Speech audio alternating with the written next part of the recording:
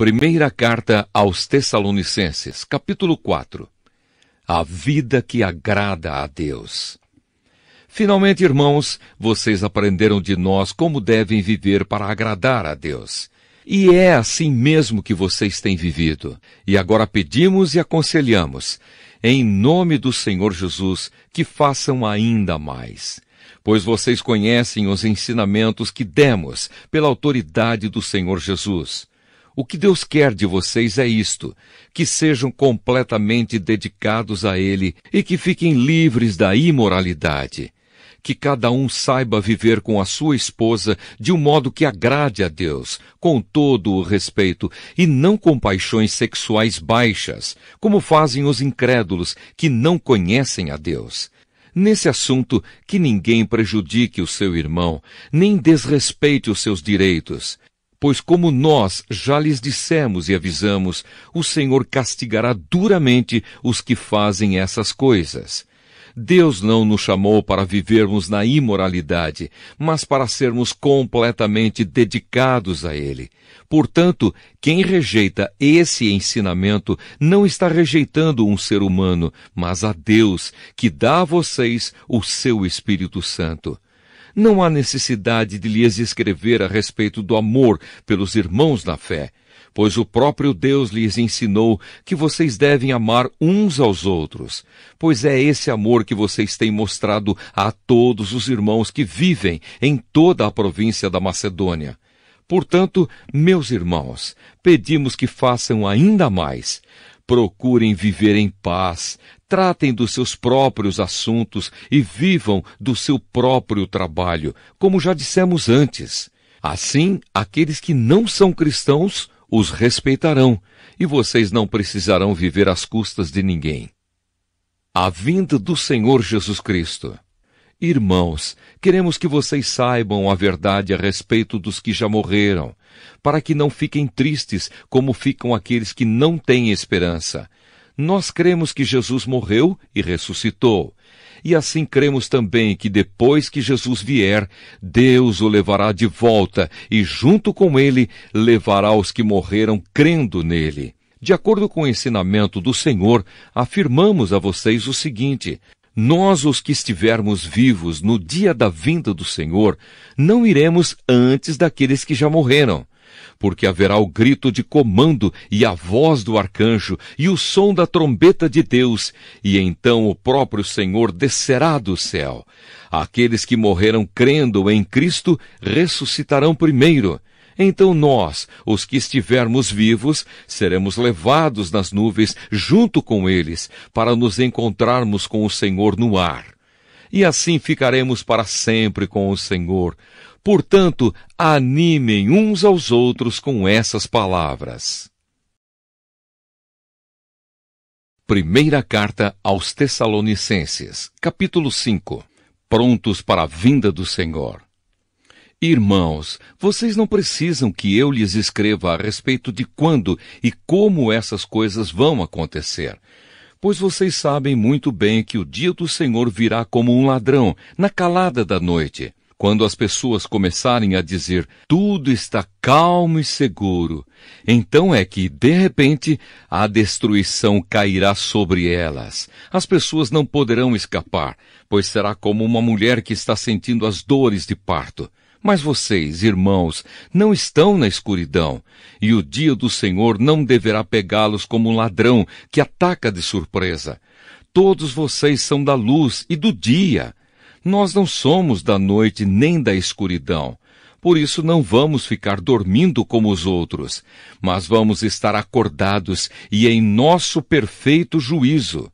Os que dormem, dormem de noite. E os que bebem, é de noite que ficam bêbados. Mas nós, que somos do dia, devemos estar em nosso perfeito juízo. Nós devemos usar a fé e o amor como couraça e a nossa esperança de salvação como capacete. Deus não nos escolheu para sofrermos o castigo da sua ira, mas para nos dar a salvação por meio do nosso Senhor Jesus Cristo, que morreu por nós para podermos viver com Ele, tanto se estivermos vivos como se estivermos mortos, quando Ele vier.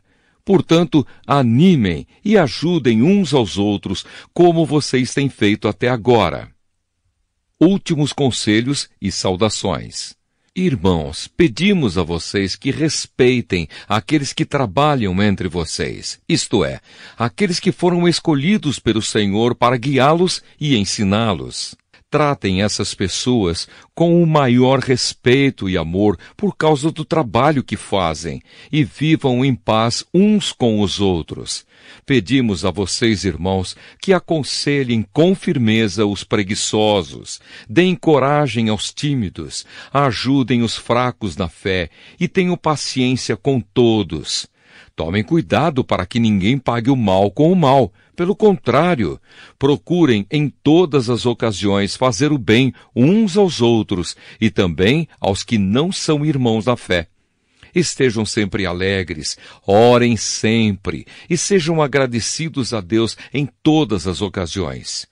Isso é o que Deus quer de vocês por estarem unidos com Cristo Jesus. Não atrapalhem a ação do Espírito Santo. Não desprezem as profecias. Examinem tudo, fiquem com o que é bom e evitem todo tipo de mal.